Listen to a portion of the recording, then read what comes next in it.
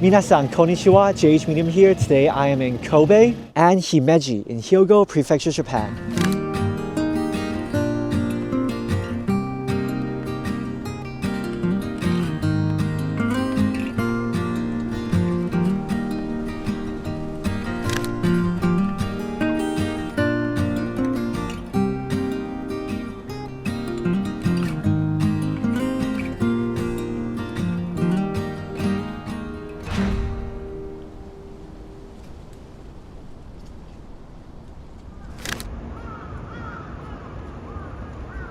Today I am leaving the Chugoku region and continuing to the final stops of this Japan trip.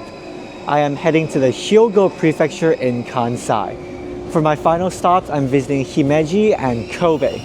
Even though I've been to the Kansai region many times before, surprisingly I've never been to Himeji. I think Himeji Castle might be the most famous landmark in Kansai that I have yet to visit. So I'm going to spend a day in Himeji and then head to Kobe in the evening.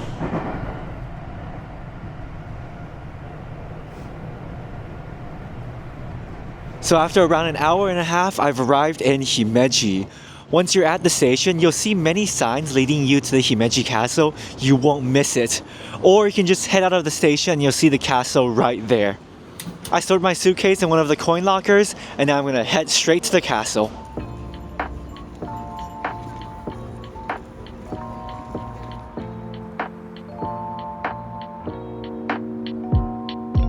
I can definitely feel it getting colder as I get further north in Japan. But it's okay because it's still bright and sunny today, clear blue skies. It should be a good day to explore the castle.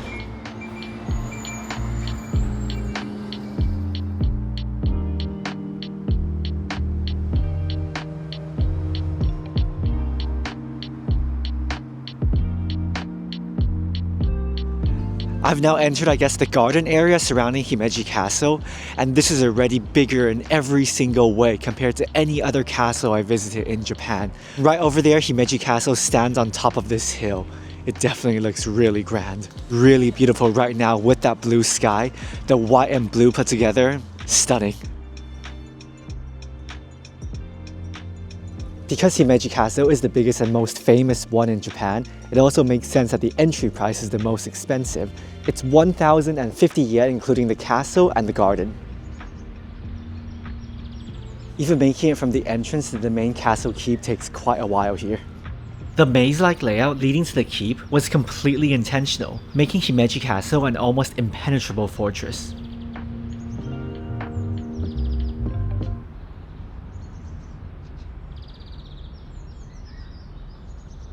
The Himeji Castle is also nicknamed the White Heron Castle, not only because of the color, but because the slanted roofs are supposed to resemble a heron in flight. So right now I'm going to go head inside the castle. I believe there are no elevators. If you want to go to the very top, you have to climb up.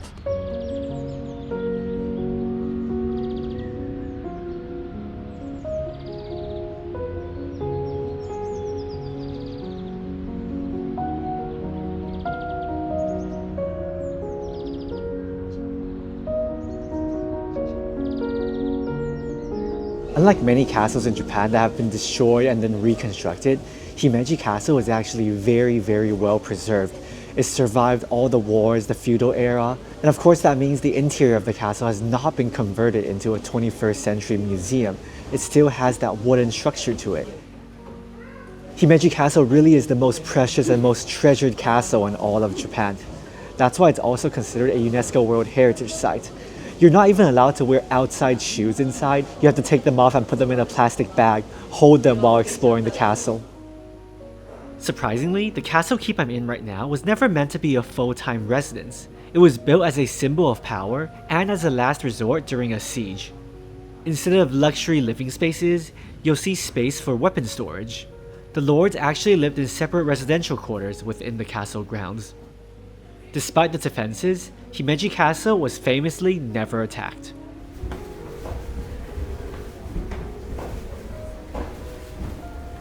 Unfortunately, if you have limited mobility, you really will not be able to visit Himeji Castle.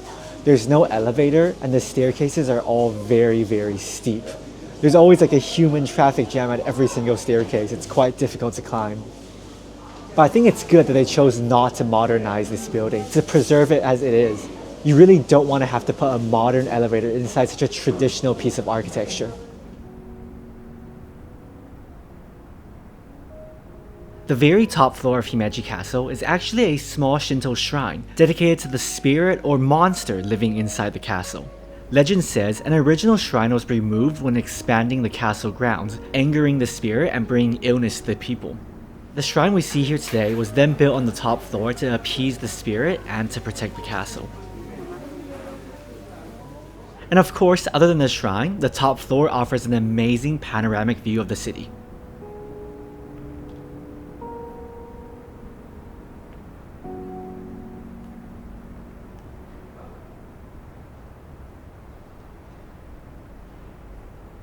Before visiting Himeji Castle, I feel like the most beautiful castles I've been to Japan are the Osaka Castle and the Kumamoto Castle. But both of those have been essentially rebuilt completely from scratch. Just like any other historical building, of course there have been some restoration works here on Himeji Castle, but structurally speaking, it has pretty much remained the same, and that's exactly what makes Himeji Castle so special.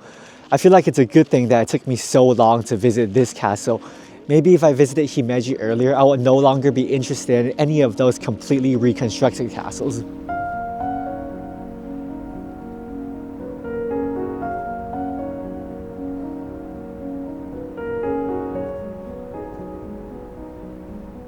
This is something that's very interesting. Throughout this castle complex, you'll see these camera stands for you to put your phone on or your camera on, and then you won't have to ask a stranger to take your photo for you. Let's see if the angle is nice or not. I think the result is not bad, good for introverts. I mean, sometimes if you ask a stranger to take a photo for you, the results may vary.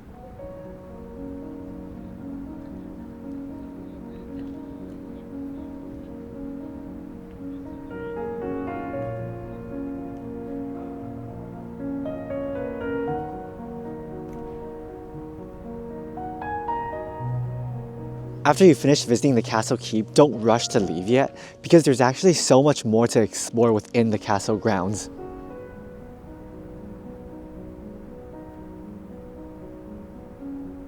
One of the other iconic structures is definitely the Hyakken-roka. This long corridor section over here is also used as another line of defense for Himeji Castle. While structurally this corridor was used for defense, it was actually also a living quarter, mainly for the women of the castle. It was home to a famous princess, Princess Zen, who lived here during the 17th century. Her story was filled with tragedy. Following the death of her first husband, she married the heir to the Honda clan of Himeji Castle, and this wooden corridor became her sanctuary.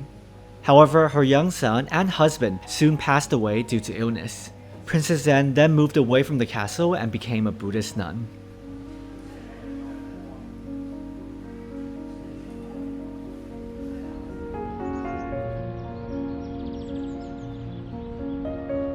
I've never seen a brochure selection with this many languages before.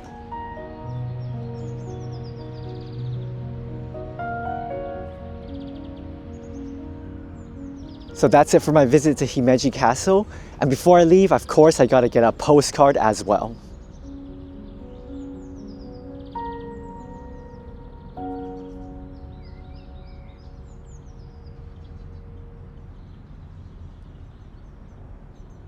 Now I'm going to head to another place that's included in the ticket, Koko-en. It's not technically part of the castle grounds, it's right next to it. I think it's a small Japanese garden similar to the ones you will find around other castles in Japan.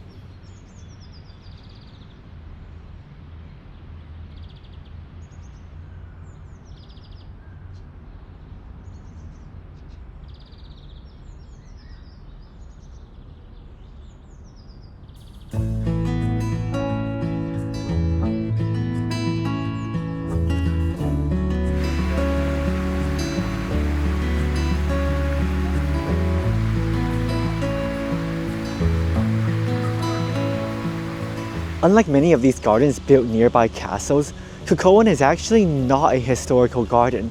It was finished recently, well, relatively recently, in 1992 to celebrate Himeji City's 100th anniversary. However, it is designed to look like a garden from the Edo period.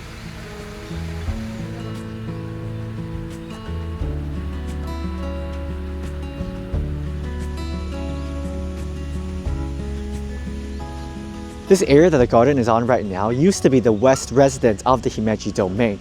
People lived here before. Koko-en is not one big garden as a whole. It's actually divided into 9 smaller gardens. Each has its own special theme, I guess. But I also think because of that, this doesn't feel like one cohesive place to visit. It feels more like a museum in the form of a garden.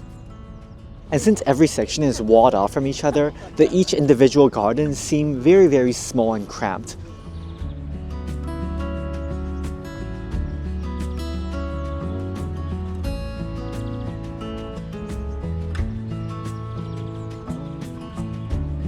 This garden right here is the garden of pine trees.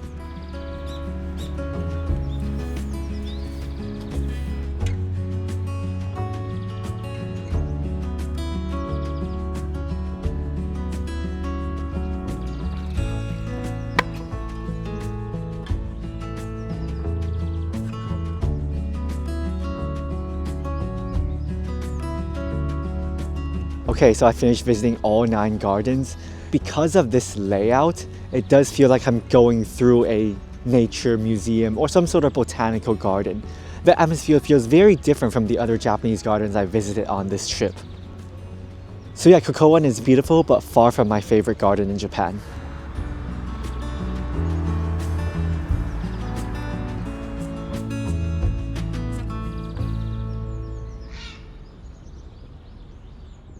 That's it for my short half-day trip here in Himeji. I still haven't had anything to eat today, so I'm gonna go find something to eat before heading to Kobe later in the evening. I don't think it's necessary to stay in Himeji for a night, but it's a great place for a day trip if you're coming anywhere from the Kansai region. Is this little white ball supposed to be the mascot of Himeji Castle?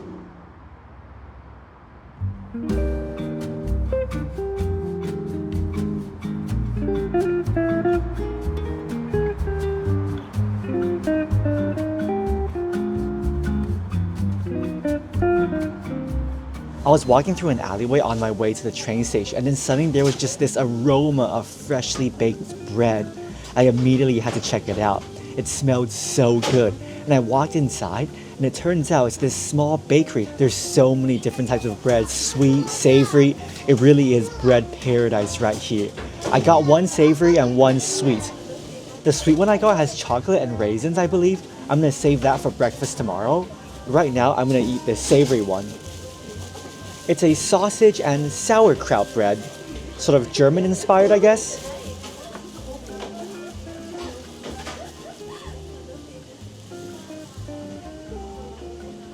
The German sausage itself is already so flavorful, you can taste the sauerkraut next to it.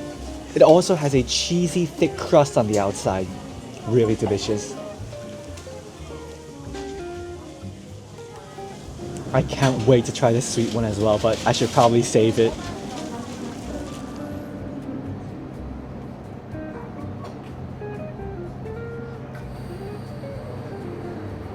That was the best random little find. The bread was so delicious. And that's in a 10-minute walk away from Himeji Castle. So if you like bread, you gotta come check this place out. I believe it's called Lamp Bakery. Okay, now back to the train station and making my way over to Kobe.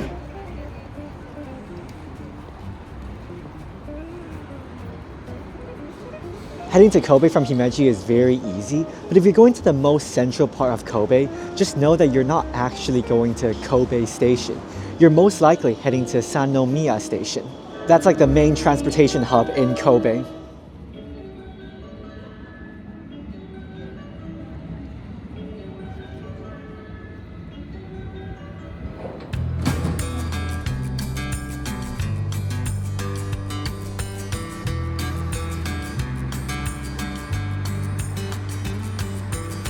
After a short train ride, I arrived in Kobe.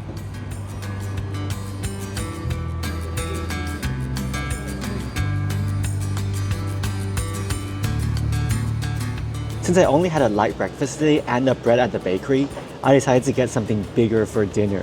I ordered the ramen with extra meat. I mean, I did not expect it to be that much extra meat. They literally coat the entire bowl with chashu. It's covered, I can't even see the bowl anymore. Looks pretty insane. Okay, I'm gonna try this massive bowl of ramen. I think it's a shoyu-based ramen. And honestly, I think I should start with the meat.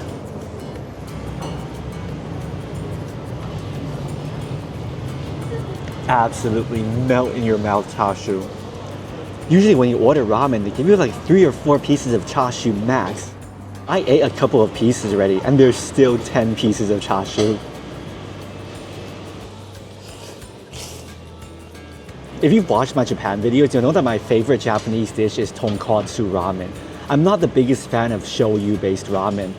But here I feel like when you eat shoyu ramen, since the broth is so simple, it doesn't have that pork bone tonkotsu flavor, the chashu and the noodles really get to shine. Well, that's a good hearty meal to end day 1 here in Hyogo Prefecture. I think I'm gonna call it a day now. I'm gonna go back to my hotel, and tomorrow I'm gonna explore Kobe. See you guys tomorrow.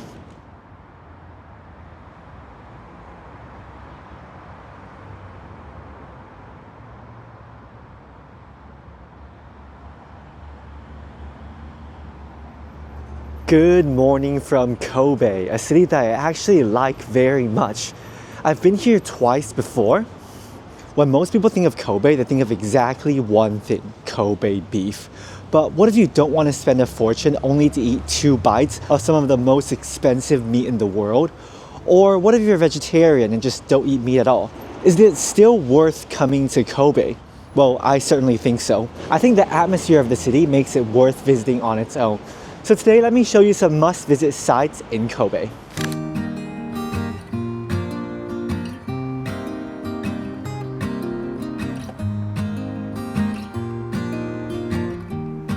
One of the most iconic landmarks here in Kobe is the Ikuta Shrine, and it's located right in the city center.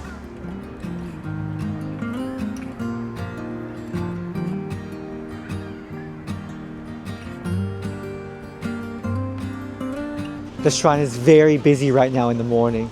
Apparently, this is a popular shrine to go to if you're looking for a relationship. Whether you're searching for a new romantic relationship, looking to strengthen a current relationship, or wanting to establish a strong connection in a business relationship, this is the shrine to visit. Look at this, over here there's an entire wall filled with people who are searching for love, or want blessings for their love. At the same time, it's also a popular shrine for family blessings, safe childbirth, or the healthy growth of a child.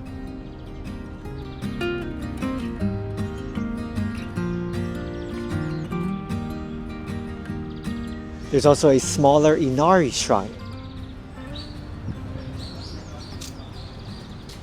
You can tell it's an Inari shrine by the series of these red torii gates and of course the fox statues.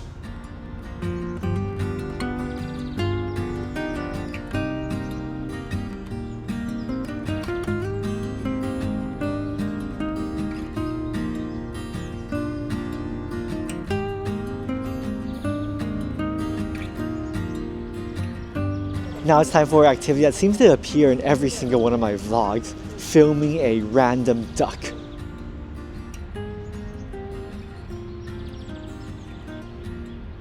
I think it's a duck living in one of the ponds here. There's something covering its feet, maybe it's injured. I translated what it said on the box and it says under rehabilitation. So yeah, they are taking care of this duck. I just find it kind of funny that he's carrying the duck inside a cardboard box.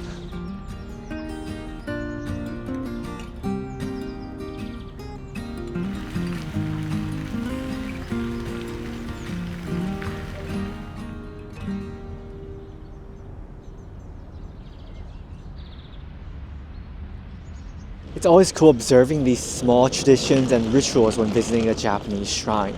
Everyone before they enter, they bow at the torii gate, and then when they exit the shrine, they bow once again. Right near the shrine is the Ikuta Road area. This area there's many restaurants, shops, so I'm going to find something to eat for lunch. Every time I come to Japan, I have to eat at least one meal at my favorite conveyor belt sushi chain, Sushiro. I mean, it's not great sushi, but it's very inexpensive and it satisfies the cravings. It's comfort food. Here in this Sushiro, the conveyor belt doesn't actually move around, it just delivers you the food, and you have to order everything on this tablet instead. I think I actually prefer ordering with a tablet because you don't have to wait and see what food options there are. You just directly choose what you want. Please pick up your order. I feel like there's no need for me to introduce the sushi to you. It's as simple as it gets. Okay, I'm gonna dig in.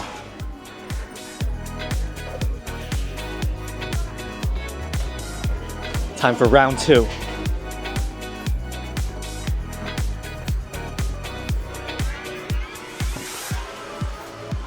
I'm not sure if it's just this branch I'm visiting in Kobe, but Sushiro did seem to get a lot more expensive. I remember it used to just be 120 yen per plate starting price. Now it's 150 yen starting price.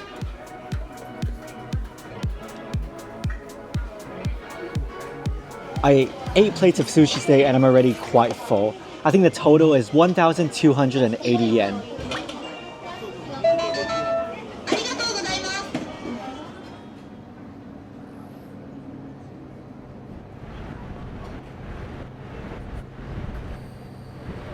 There are many places I want to revisit on this Kobe trip, but I feel like they're all better when it's near sunset or at night. So right now, during the daytime, since this is my last stop on the Japan trip, I'm gonna go find some souvenirs or gifts for friends and family.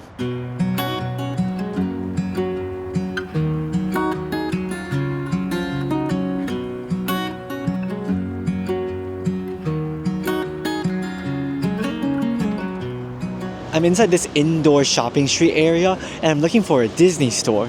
The Disney stores here in Japan always have very adorable local designs.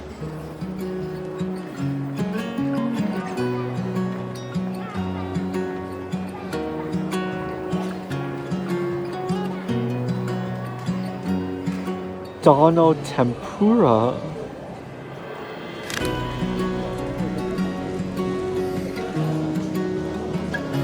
I made my way to Kobe Chinatown and my goodness, it is so packed here. The entire population of Kobe is packed here right now. This is starting to feel like the touristy Japan I remember.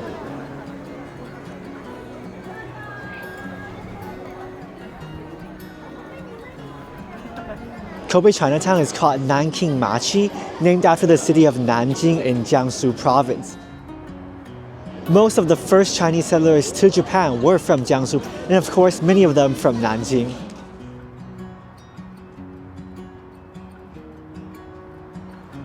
You'll find all sorts of dishes here, for example, Shanghainese xiaolongbao, shengjianbao, things that I love to have in Shanghai.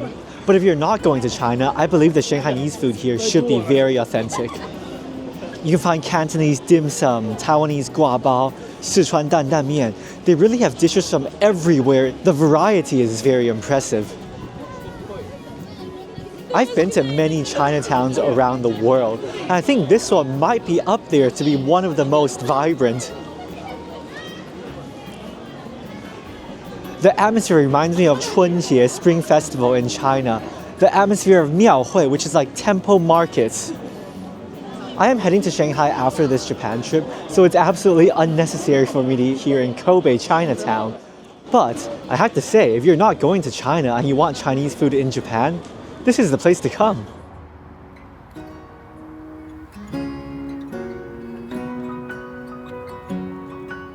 Nankinmachi got a little bit too busy and overwhelming for my liking, so I'm gonna head somewhere else.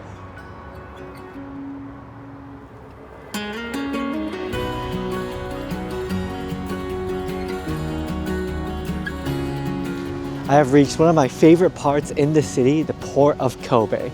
This area I'm at right now is called Weathercock Park.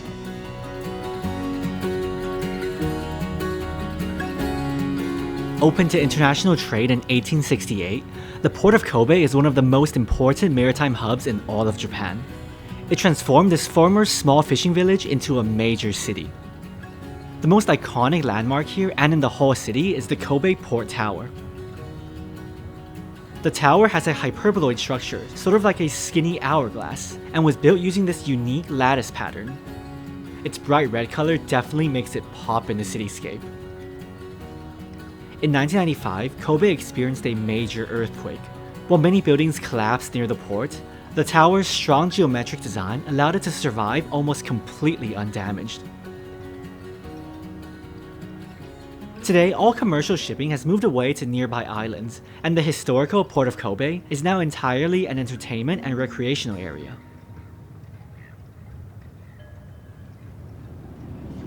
The Kobe port area really is a lot more lively than when I last came here around 10 years ago. It has completely transformed already. The landmarks are still all there, but there's a lot of new stuff as well, like this random looking statue. On my way here, I got a Kobe postcard.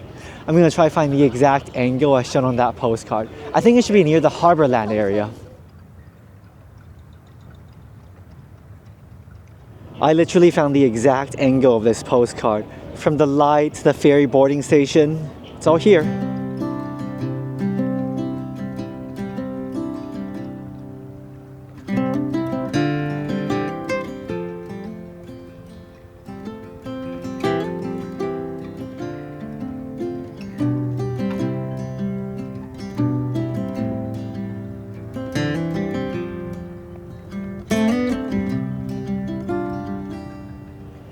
While many Japanese cities do have seasides, Tokyo, Osaka, they all have port areas, even Hiroshima where I went to earlier on this trip.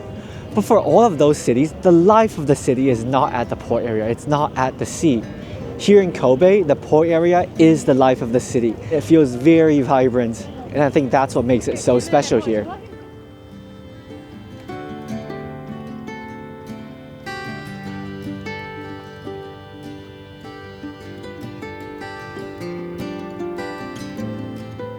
The promenade area I'm standing on right now used to be a large JR freight yard. When rail freight in Japan slowly declined, the waterfront was converted into the bustling community space we see here today. The Kobe Harborland shopping district officially opened in 1992. As you can see behind me, there still is an industrial part of Kobe Port. But most of these industrial areas are now located further away from the city center, allowing the residents of the city to enjoy the prime waterfront space. Of course, here you can still see historical remnants, for example the old signal tower.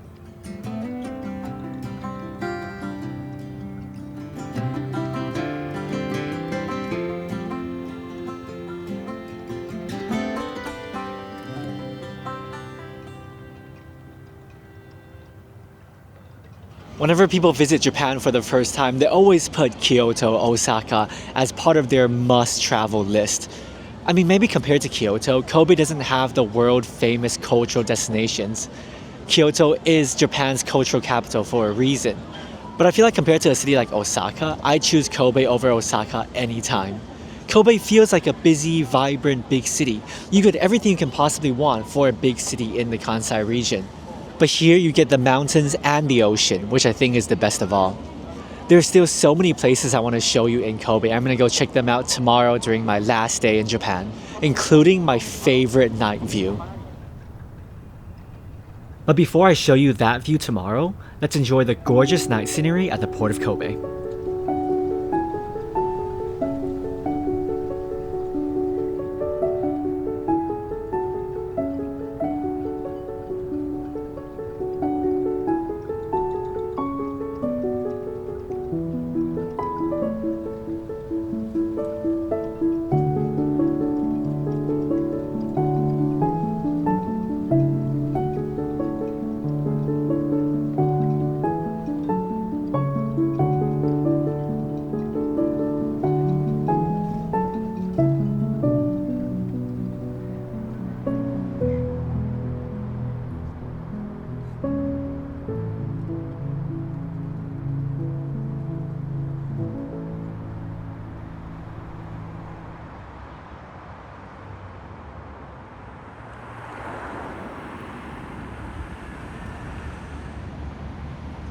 This is my last day here in Japan.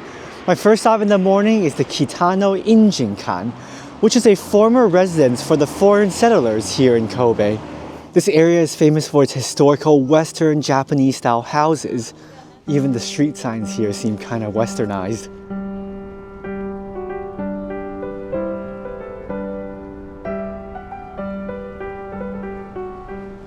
Following the port of Kobe opening to international trade in the 1800s, many foreign merchants settled in the area, and they built these amazing looking houses here on this hill.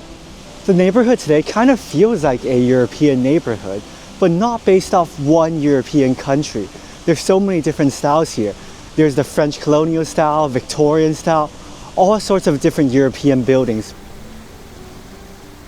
One of the most iconic ones is without a doubt this one, the Weathercock house. With its gorgeous red bricks, this is definitely the one that stands out the most in this area. It's actually the house of a former German trader.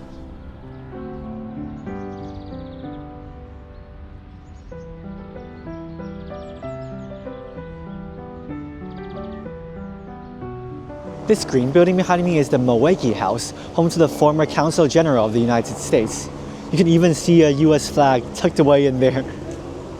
It does kind of remind me of those governor or mayor mansions you see in suburban America. But not the color though, this color is very unique.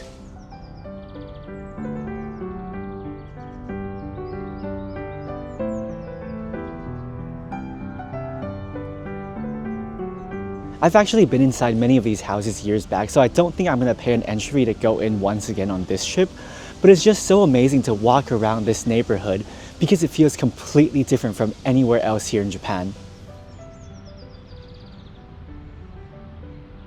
With places like Nankinmachi Chinatown and here in Ijinkan, it really does feel like you're traveling the world without leaving Kobe. And it's not a coincidence that there are so many foreign influence enclaves here in the city. It's an important part of Kobe's history. As Kobe was a very important treaty port, there was huge amounts of foreign settlement in this area. Along with places like Yokohama and Nagasaki, Kobe was like an international gateway to modern-day Japan. But unlike Yokohama and Nagasaki, Kobe was not heavily destroyed during World War II, so all of these settlements and traditional buildings are very well preserved.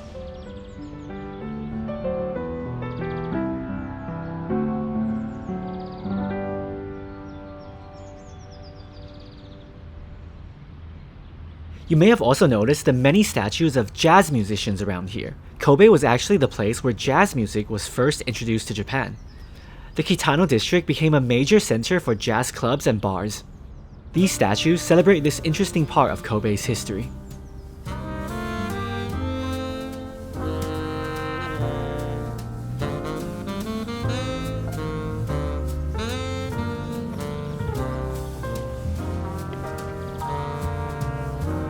While this is a very nice neighborhood to visit, just note that the hills can be quite steep. Hiking up to all of the houses is a little bit tiring.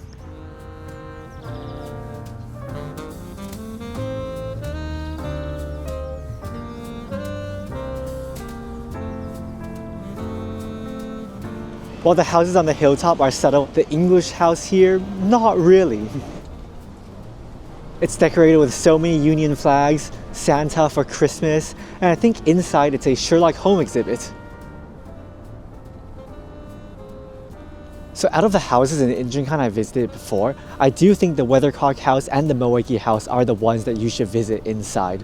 Because those are the ones that are still a bit more traditional, whereas the other houses are turned into themed museums.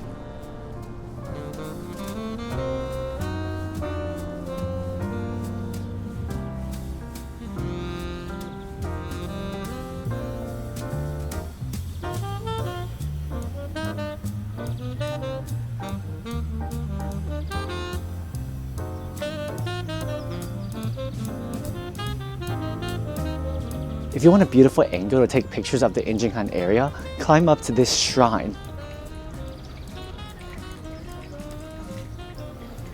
Here you can see all of these houses and of course the modern Kobe skyline behind it.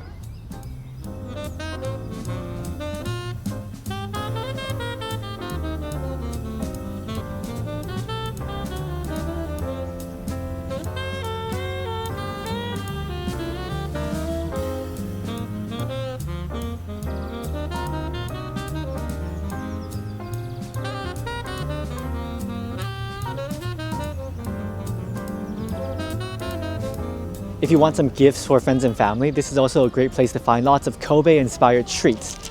I got some right here. This is a very delicious egg pudding, one of my favorite desserts from Kobe. and also a box of cookies. I'm pretty sure it's matcha, strawberry, and original flavored. Oh my goodness, it's starting to rain. I didn't bring an umbrella. I think I need to try and find somewhere dry to be.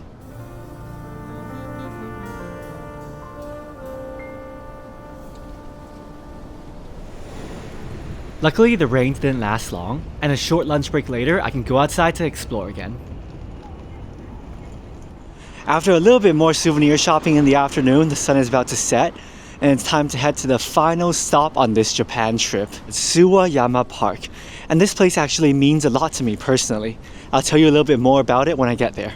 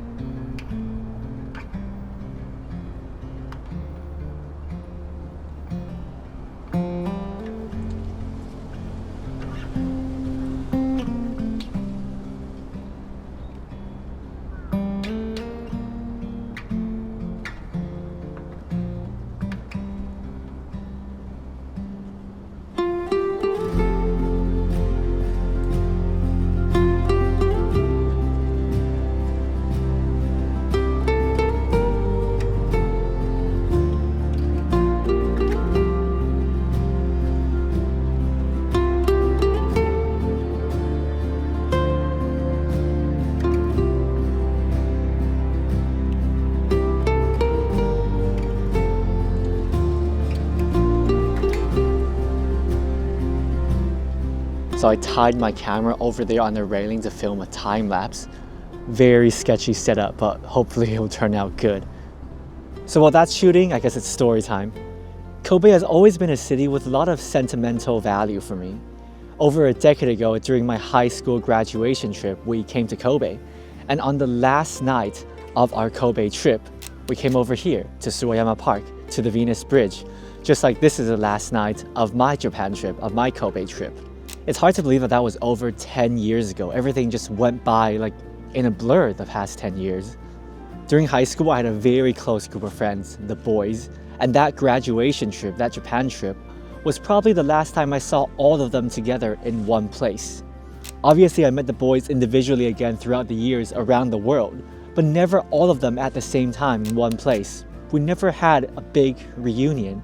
And it did feel very, very bittersweet because you don't know when you're gonna meet these people again after we all go off to college around the world. So coming back here over a decade later, I think all those memories just keep pouring back, you know? But sentimental value aside, I still think Kobe is an amazing city to visit for everyone. Just then, two young guys came over to me. I think they were in their early 20s. And they said they're from Kobe and they love their city very, very much. They don't like the big cities around them. They're not a fan of Osaka. They like Kobe because you can have the mountains where we're on right now, the hillside, the mountains. In the middle is the town, the city. And then further into the distance is the ocean. This structure, this layout is why they love Kobe so much.